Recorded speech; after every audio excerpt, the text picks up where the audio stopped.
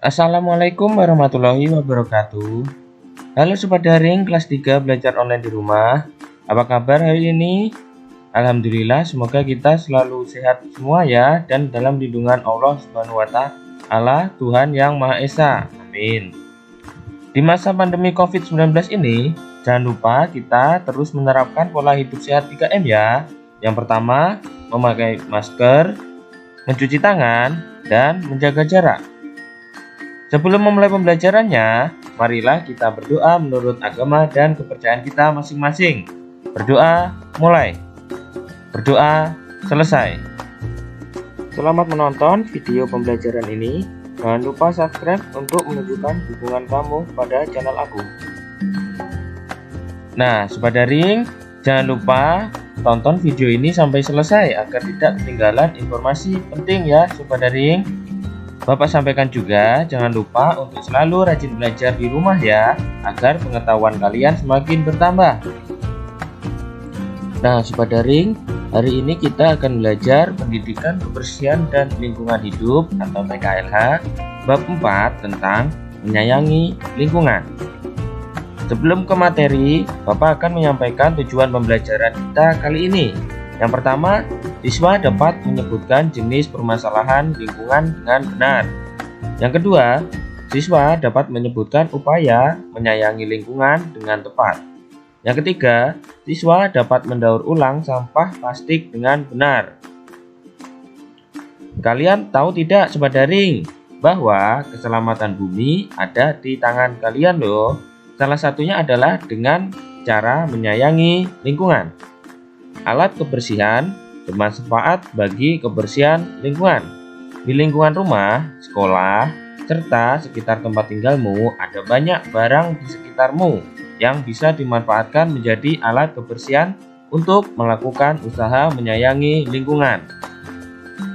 Nah, Sobat Daring, permasalahan lingkungan di Indonesia banyak sekali terjadi bencana. Contohnya seperti bencana banjir, longsor, kebakaran hutan, dan lain-lain. Hal ini terjadi karena masalah lingkungan.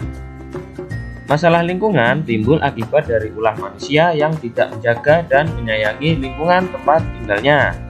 Contohnya antara lain polusi, perubahan iklim, kelebihan populasi penduduk, pembuangan limbah, penggundulan hutan, dan masih banyak lagi permasalahan lingkungan yang terjadi. Tidak terkecuali di Kota Balikpapan juga mempunyai permasalahan lingkungan, di antaranya yang pertama yaitu banjir. Banjir yang terjadi di Kota Balikpapan disebabkan oleh beberapa penduduk yang tidak bertanggung jawab, sehingga menyebabkan keseimbangan alam dan hutan yang kehilangan fungsinya sebagai penyerap air. Yang kedua, krisis air bersih. Krisis air bersih bukan hanya terjadi di daerah-daerah terpencil yang ada di Indonesia. Di kota besar seperti Kota Balikpapan juga mengalami krisis air bersih atau kekurangan air bersih. Warga Kota Balikpapan bergantung pada suplai air yang berasal dari waduk Tadah Hujan, Waduk Manggar untuk mengatasi kekurangan atau krisis air bersih. Yang ketiga yaitu tumpahan minyak. Pada tahun 2018 lalu terjadi kebocoran pipa di perairan Kota Balikpapan yang mengakibatkan tumpahnya minyak dan mencemari perairan Kota Balikpapan. Tumpahan minyak tersebut bukan hanya menyebabkan tercemarnya perairan, tetapi juga menimbulkan aroma yang tidak sedap dan mencemari udara Kota Balikpapan. Tumpahan minyak tersebut terjadi akibat dari kelalaian dari manusia sehingga merusak lingkungan hidup. Yang keempat yaitu kerusakan hutan bakau. Kota Balikpapan cukup terkenal dengan daerah-daerah yang mempunyai hutan bakau.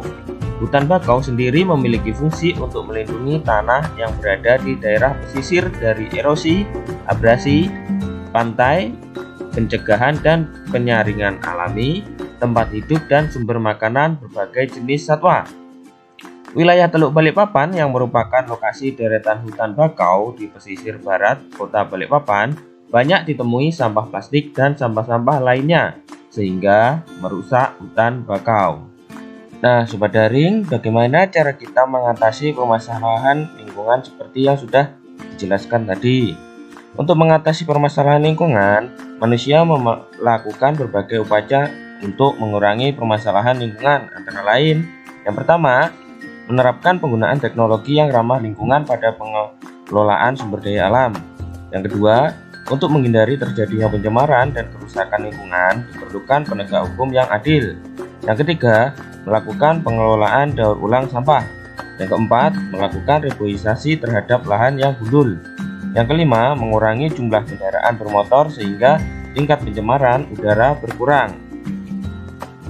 Nah, Sobat Daring, selanjutnya kita akan membahas upaya menyayangi lingkungan. Upaya menyayangi lingkungan yang pertama yaitu melestarikan lingkungan biotik dan abiotik. Lingkungan kita terdiri dari komponen abiotik dan biotik. Segala sesuatu yang tak bernyawa seperti tanah, udara, dan air disebut lingkungan abiotik. Sedangkan segala sesuatu yang bernyawa seperti tumbuhan, hewan, manusia, dan mikroorganisme disebut lingkungan biotik. Berikut ini upaya pelestarian lingkungan, yaitu lingkungan abiotik. Yang pertama, melestarikan sumber daya air dengan cara menggalakkan penanaman pohon, menjaga kelestarian hutan, dan tidak boros air. Yang kedua, melestarikan udara bersih dengan cara mengurangi penggunaan kendaraan bermotor pribadi, menanam pohon di sekitar tempat tinggal, dan mengurangi penyebab terjadinya kebakaran hutan. Yang ketiga, melestarikan kesuburan tanah dengan cara memupuk tanah, mendaur ulang sampah plastik, dan mengelola lahan yang tandus. Yang kedua yaitu kita akan membahas cara pelestarian lingkungan biotik, yaitu yang pertama melestarikan hutan dengan cara reboisasi atau penanaman kembali hutan yang gundul, melarang pembabatan hutan secara berlebihan, dan menerapkan sistem tebang pilih dalam penebang pohon. Yang kedua, melestarikan flora dan fauna dengan cara mendirikan cagar alam dan suaka marga satwa, melarang kegiatan pemburuan liar, dan menggalakkan kegiatan penghijauan. Selanjutnya, kita dapat menciptakan lingkungan yang bersih, indah, aman, dan nyaman. Kita harus menjaga lingkungan tempat tinggal kita dengan cara yang pertama, membiasakan hidup bersih sejak usia dini. Yang kedua, membuang sampah pada tempat dengan cara memisahkan sampah sesuai jenisnya. Yang ketiga, mendaur ulang sampah plastik. Dan yang terakhir, membuat pupuk kompos yang berasal dari sampah daun kering. Nah, Sobat Daring, itu tadi pembelajaran yang bisa Bapak sampaikan. Semoga bermanfaat dan mudah dipahami ya. Sampai ketemu di video selanjutnya. Wassalamualaikum warahmatullahi wabarakatuh. Terima kasih sudah menonton video ini. Jangan lupa subscribe untuk menunjukkan dukungan kamu kepada channel aku ini.